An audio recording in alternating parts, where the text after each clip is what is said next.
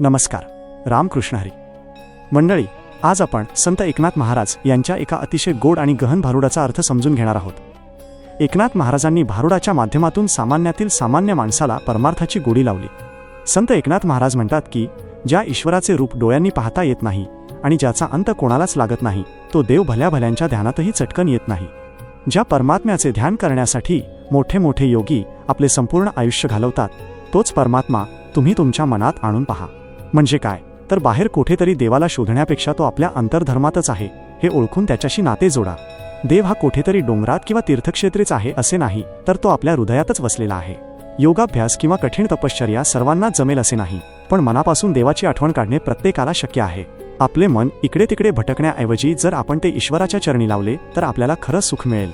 समजा आपल्या हातात एक कस्तुरीचा मृग आहे. त्या मृगाच्या बेंबीतच कस्तुरीचा सुगंध असतो, पण तो मृग तो सुगंध कुठून येतोय हे शोधण्यासाठी रानोमाळ भटकतो. आपली अवस्था सुद्धा अगदी तशीच झाली आहे. आपल्या प्रत्येकाच्या मनात आनंद नावाचा देव बसलेला आहे, पण आपण तो आनंद कधी पैशात, कधी नवीन वस्तूंमध्ये, तर कधी बाहेरच्या जगात शोधत असतो. एकनाथ महाराज आपल्याला हेच बजावून सांगत आहेत की ज्याला योगी लोक ध्यान लावून शोधतात, तो तुमच्या खूप जवळ आहे. फक्त एकदा डोळे मिटून शांत चित्ताने आपल्या मनात त्या ईश्वराचे रूप आठवून पहा. जेव्हा आपण इतरांशी प्रेमाने वागतो, कोणाला मदत करतो, तेव्हा आपल्या मनात तोच लक्ष म्हणजे प्रकाश निर्माण होतो.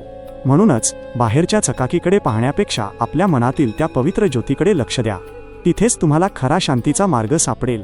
या संपूर्ण भारुडाचा भावार्थ जाणून घेण्यासाठी चॅनलला सबस्क्राईब करा व बेल आयकॉनला दाबून नोटिफिकेशन ऑन करा, जेणेकरून नवीन व्हिडिओ आल्यावर आपणास पूर्वसूचना मिळेल.